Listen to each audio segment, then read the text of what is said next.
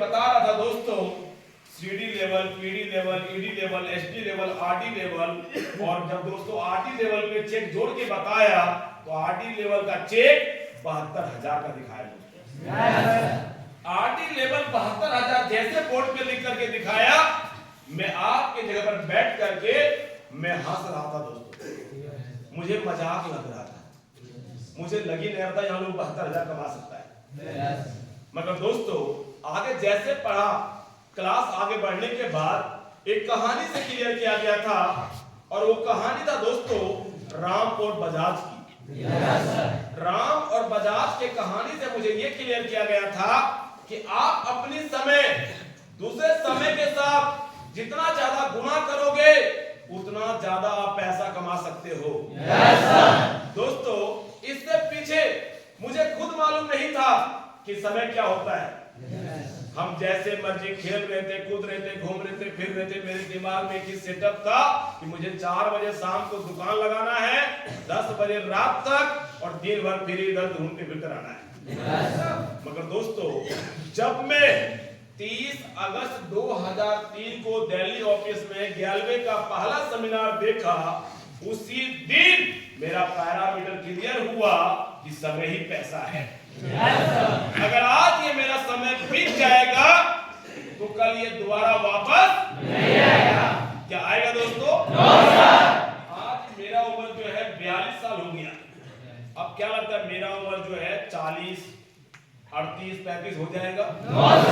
अगर आज मेरा उम्र 42 हो गया है तो कल मेरा उम्र 43, 44, 45 में कन्वर्ट होगा।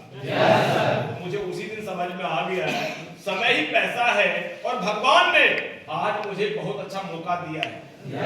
अगर मैं इस मौके को ठुकरा देता हूं तो पता नहीं दोबारा मौका मिलेगा या नहीं मिलेगा। मेरे मन में जितने भी प्रश्न थे मुझे सभी प्रश्न का लॉजिकल उत्तर मिला। आखिर मैंने सोचा इस बिजनेस को क्यों शुरू नहीं करूं। नहीं शुरू करने का मेरे पास कोई भी वजह नहीं था। मैंने सेमिनार हॉल से निकलते ही मैंने डिसीजन लिया ये बिजनेस हमारे लिए ही बना है। और दोस्तों जैसे मैंने सेमिनार हॉल से बाहर निकला, अपलाइन मिले, और अपलाइन ने कहा कि भैया कैसा लगा बिजनेस। मैंने कहा भैया शानदार, मजा आ गया।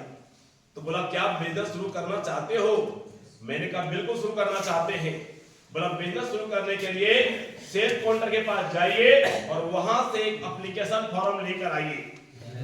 और मैं दोस्तों अपलाइन के कहने पर सेल्स काउंटर के पास में गया और वहां से एक एप्लीकेशन फॉर्म लेकर आया, और मेरे अपलाइन ने उस फॉर्म को कैपिटल अक्षर में भरा।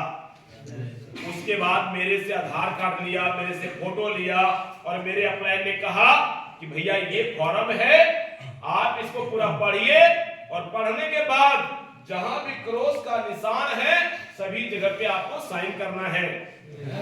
मैंने उसको फॉर्म लिया और मैं सभी जगह पे साइन किया, और साइन करके मैंने फॉर्म को अपलाइन को दे दिए।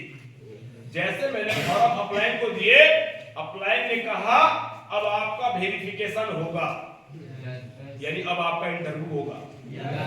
अब आपने जो 3 घंटा बैठ करके सेमिनार हॉल में बिजनेस प्लान को देखे हो, सुने हो, समझे हो, इसी के रिलेटेड अब आपसे सर सवाल करने वाला है, जवाब करने वाला है। अब दोस्तों जैसे बोला अब आपका इंटरव्यू होगा, मुझे दोस्तों वहां पे थोड़ा सा हंसी आ गई। हंसी क्यों आया? क्योंकि दोस्तों जो मैं 3 घंटा सेमिनार हॉल में बैठा था, 3 घंटा में से मुझे लगता है मैं 1.5 घंटा से ज्यादा मैं सो के बिता दिया था। क्योंकि दोस्तों ऐसा माहौल में मैं कभी आया नहीं था। एसी, शानदार ओपी, कुर्सी चेयर बैठे, जब कुर्सी पर बैठे दोस्तों तो झपकी आ जाता था। तो पड़ोसी जो क्लास लेते थे वो याद दिलाता था, और पड़ोसी को इधर से कहना मारता था, फिर जग जाता था, वो इधर से कहना मारता था, फिर जग जाता था, फिर देखते थे, फिर झपकी आ जाता था। बड़ा अपलाइन ने कहा कि जो आपने 3 घंटा बैठ करके सेशन अटेंड किए हो, अब आपका इंटरव्यू होगा। तो मैंने सोचा भाई 3 घंटा में 1.5 घंटा ज्यादा मैं सो के बिता दिया होगा, मैं क्या जाके सवाल जवाब दूंगा। पर दोस्तों मैंने 2 चीजें सोच के गया था। यस का मतलब हाँ होता है और नो का मतलब नहीं होता है। यानी यस बोलूंगा तो पास हो जाऊंगा, और गलती से नो बोला गया है तो रिजेक्ट कर देगा, फेल कर देगा, अब काम नहीं हो पाएगा। अब दोस्तों जैसे मैंने अपलाइन के पास में गया जोश में, अंदर सरबजीत सर बैठे हुए थे।